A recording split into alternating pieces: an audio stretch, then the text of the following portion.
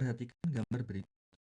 Sistem dalam keadaan setimbang, tentukan nilai tegangan pada masing-masing tali.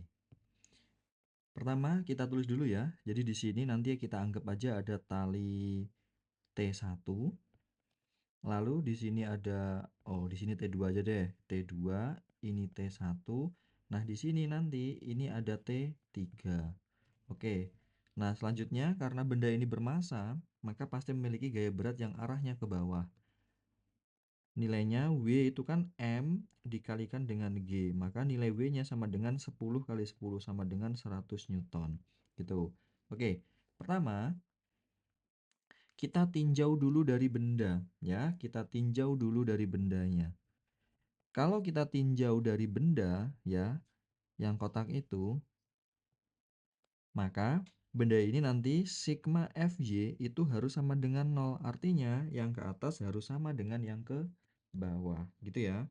Jadi yang ke atas harus sama dengan yang ke bawah. Jadi di sini T sama dengan W. Berarti nilai T3-nya, T3 ya. Jadi nilai T3-nya sama dengan 100 Newton. Oke, sekarang kita tinjau dari talinya. Ini deh, kita tinjau dari titik A, anggap aja gitu. Jadi pertama selanjutnya kita tinjau dari titik A. Nah, di titik A ini juga syaratnya itu juga ada dua nanti ya. Sigma Fx sama dengan 0 ya. Dan sigma Fy-nya juga harus sama dengan 0 ya. Sigma Fx dan sigma Fy itu harus sama dengan 0 kalau dia ingin setimbang. Nah, sigma Fx dulu lihat. Kita uraikan gayanya pada T1 dan D2 ya. T1 ini nanti kita uraikan gayanya ke sini, nanti menjadi apa?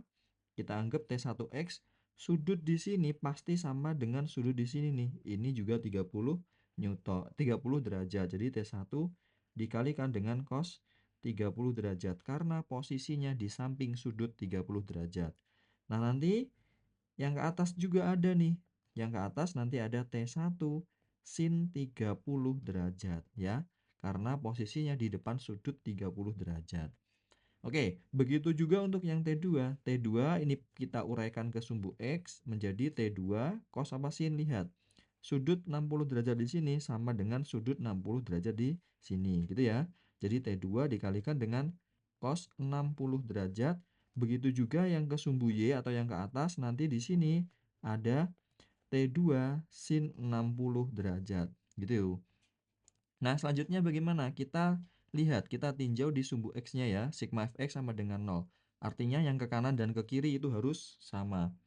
Nah, yang ke kanan dan ke kiri itu harus sama, berarti T1 dikalikan dengan cos 30 derajat itu harus sama dengan T2 dikalikan dengan cos 60 derajat gitu.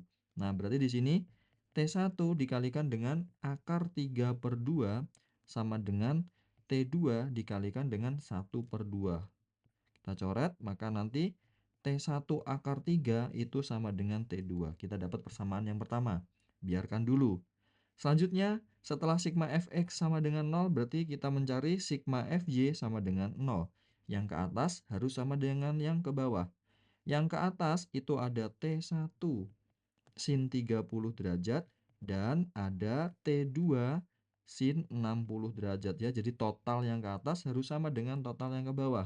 Di titik A, ya, ini titik A. Di titik A itu yang ke bawah itu adalah T3. Nah, berarti di sini T1 sin 30 ditambah T2 sin 60 yang ke atas harus sama dengan yang ke bawah T3. Oke, kita tinggal masukkan angkanya aja. Di sini jadinya T1 dikalikan dengan sin 30 itu setengah. Dikalikan dengan T2-nya kamu ganti dengan yang ini, substitusi. Ditambah dengan T1 akar 3 dikali akar 3/2. Sama dengan T3-nya tadi sama dengan 100 Newton. Nah, selanjutnya kita tulis ulang ya. Jadi setengah T1 ditambah 3/2 T1 sama dengan 100 Newton. Oke, maka 4/2 T1 sama dengan 100 Newton. Maka 2T1 sama dengan 100, jadi nilai T1-nya sama dengan 50 Newton. Nah, kita udah dapat nih T1-nya 50 Newton. Untuk mencari T2, masukkan lagi ke persamaan ini. T2 itu kan tinggal T1 akar 3, berarti sama dengan 50 akar 3 Newton. Gitu ya.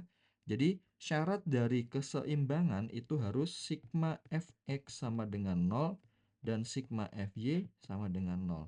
Itu.